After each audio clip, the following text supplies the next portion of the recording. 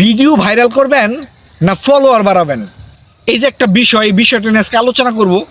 ভিডিওটা খুবই গুরুত্বপূর্ণ, স্কিপ করবেন না, অনেক কিছু বুঝতে পারবেন। যারা নতুন আছেন, নতুন কন্টেন্ট ক্রিয়েশনে মানে যুগ হচ্ছেন বা ভিডিও বানাচ্ছেন, তাদের জন্য আমি মনে করি। তো অ্যাকচুয়ালি বিষয়টা হচ্ছে কি, আমি সাজেস্ট করব যে আপনি কোনটা বেশি করবেন, ফলোয়ার বাড়াবেন নাকি আপনার ভিডিও ভাইরাল করার চেষ্টা করবেন। একটা বিষয় এখানে বলি, আপনি যদি ভিডিও ভাইরাল করার চেষ্টা করেন তাহলে কিন্তু পুরা মানে মন মানসিকতা আপনার ভিডিওর দিকে থাকতে হবে, ঠিক আছে। ধরেন কীরকম, আপনি যদি ভালো ভালো ভিডিও উপহার দেন আপনার মানে দর্শককে, আপনার অডিয়েন্সকে, ঠিক আছে, তাহলে দেখবেন ওই ভিডিওগুলো কিন্তু মানে এসে যাচ্ছে, মানে মানে কি বলে এটা, ফর ইউতে যাচ্ছে। আর ফর ইউতে যদি ভিডিও যায়, একটা ভিডিওতে যদি মনে করেন প্রায় মিলিয়ন বিলিয়ন ভিউ হয়, ওখান থেকে কিন্তু আপনি অনেক ফলোয়ার পাবেন। আর ওই ফলোয়ারগুলো হচ্ছে অর্গানিক ফলোয়ার, তারা ভিডিও দেখবেই, ঠিক আছে। কিন্তু আপনি যদি ভিডিও করা বাদ দিয়ে শুধুমাত্র লাইভে লাইভে দৌড়ান, মানে কে 2টা ফুলের ভালোবাসা দিল, কে 4টা ফুলের ভালোবাসা দিল, সেই বিষয়টা নিয়ে যদি আপনি দৌড়ঝাঁপ করেন, ওখান থেকে ফলোয়ার পাবেন, কিন্তু ওই ফলোয়ারগুলো কখনোই অর্গানিক না। এমন একটা সময় আসবে দেখবেন ওই ফলোয়ারগুলো আপনাকে কিন্তু আনফলো করে দেবে। তো তার চেয়ে বরং বেটার হয় আপনি যদি আপনার ভিডিওর মাধ্যমে ফলোয়ার আনতে পারেন, ঠিক আছে, আপনি যদি আপনার ভিডিওর মাধ্যমে পরিচিত হতে পারেন, তাহলে এটা সবচেয়ে বেশি ভালো হয় না?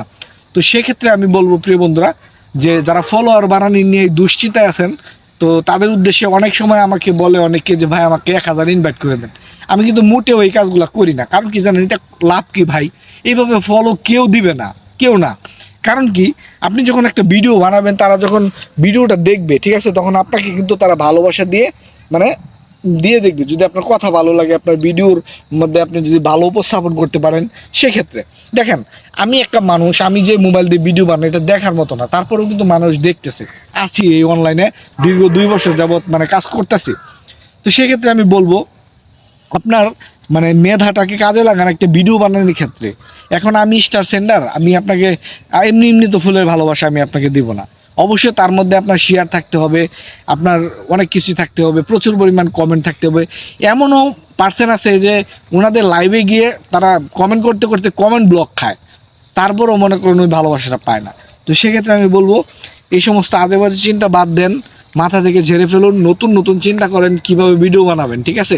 যখন দেখবেন আপনি একটা নতুন পেজ খোলার পরে ভালো ভালো ভিডিও দিচ্ছেন, তখন হুট করে দেখবেন একটা ভিডিও ভাইরাল হয়ে গেছে, ঠিক আছে, মানুষ পছন্দ করছে। এখন ওই ভিডিওতে কি বলছেন না বলছেন এই সমস্ত বিষয় নিয়ে তাহলে ভিডিও বানানো একেবারেই সোজা। এই সোজা জিনিসটা যদি আপনি না বোঝেন তাহলে তো আর কিচ্ছু বলার নাই, ঠিক আছে। কারণ কি, নতুন যখন কেউ আসে তখন অনেকে অনেক কিছু বুঝে না, তাদেরকে ব্যবহার করে আমার মতো কিছু কন্টেন্ট ক্রিয়েটর আছে, তাদেরকে মানে ব্যবহার করে তারা উপরে উঠে যায়, কিন্তু নতুনরা নতুনদের জায়গায় থাকে, কিচ্ছু বোঝে না, বরঞ্চ দিনে 2বার 3বার করে কমেন্ট ব্লক খায়, এই আর কি।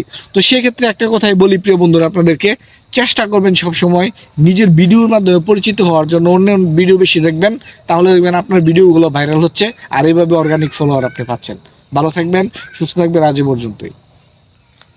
আসল কথা হলো দাদা, যারা আমাদেরকে যে কিছু সিস্টার সেন্টার আছে, যারা আমাদেরকে অনেক লোভ দেখায়, বুঝতে পারছেন, একদম ঠিক ওদের কথা থেকে অবশ্যই আপনারা আমাদেরকে দূরে থাকতে হবে। যে দেওয়ার উচিত তারা এমনিতেই ভালোবেসে দিয়ে থাকবে। আপনাদের সবাইকে ধন্যবাদ।